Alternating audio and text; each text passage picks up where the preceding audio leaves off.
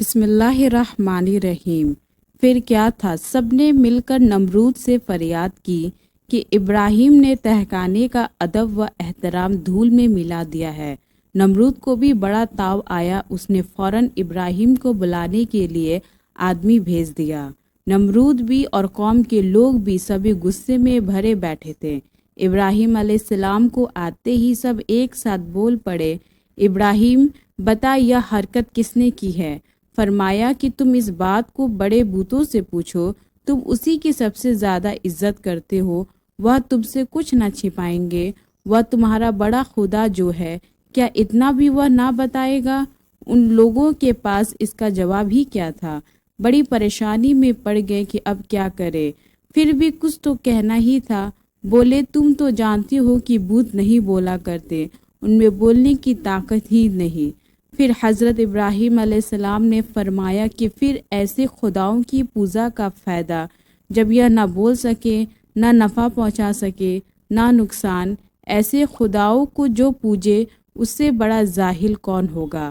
حضرت ابراہیم کی اس بات کا کچھ لوگوں پر اتنا اثر ہوا کہ وہ فوراً ایمان لے آئے، اور جن کا پہلے سے ایمان تھا ان کا ایمان اور پکا ہو گیا۔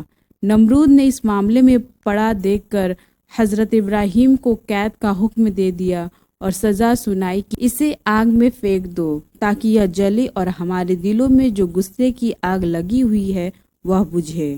ظالم قوم اس فیصلے سے خوش ہو گئی۔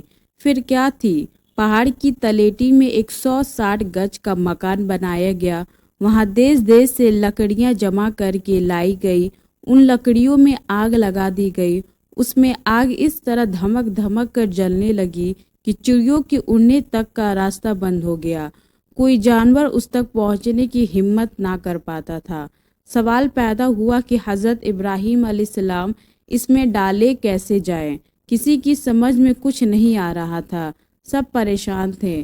فیصلے کو عملی جامہ پہنانے کے لیے رہنمائی شیطان نے کی، سکھایا تم ایک توپ بناؤ اور 2-3 تھونی پر گڑاؤ، پھر جھولے کی طرح جھولا کر آگ میں ڈالو اور اپنے دل کی حسرت نکالو۔ جب حضرت ابراہیم علیہ السلام کو توق و زنجیر میں باندھ کر توپ پر بٹھایا تو آسمان و زمین کے فرشتے نے رو رو کر شور مچایا کہ خدایا تیرے خلیل سے اس کے دشمن یہ معاملہ کرتے ہیں، ہم سے تو یہ ظلم دیکھا نہیں جا رہا ہے، ہم کو حکم ہو تو ان کو ابھی چھوڑ دیں اور تیرے دوست کو ان دشمنوں سے بچا لے۔ حکم ہوا کہ اگر تم سے ابراہیم علیہ السلام مدد مانگیں گے، بہتر ہے ان کی مدد کر سکتے ہو۔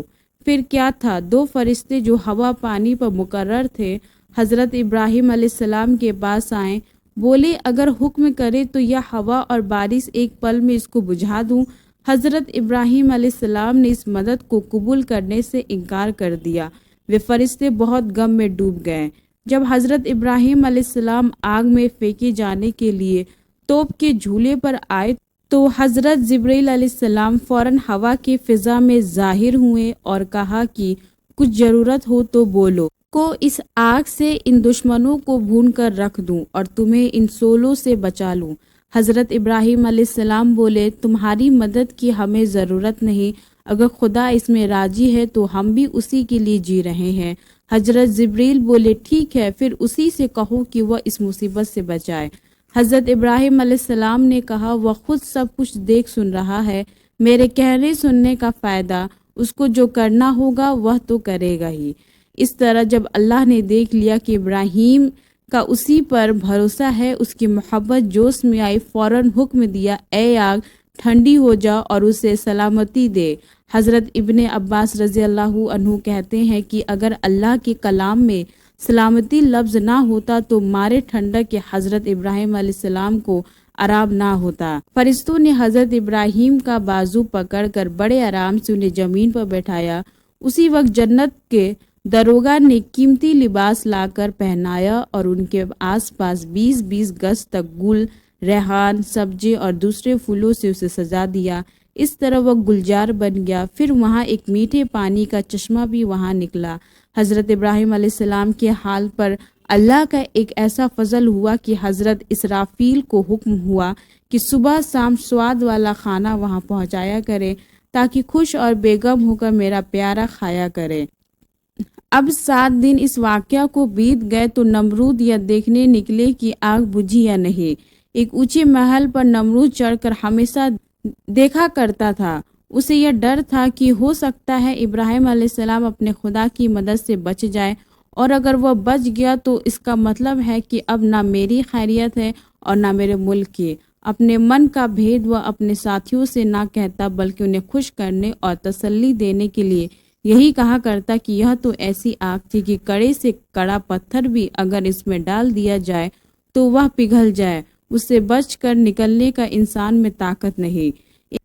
ایک دن نمرود نے اپنے محل سے خوب غور سے دیکھا کہ ابراہیم علیہ السلام کے چاروں طرف تو سب پھول ہی پھول ہے، خوبصورت سے خوبصورت اور رنگ برنگے۔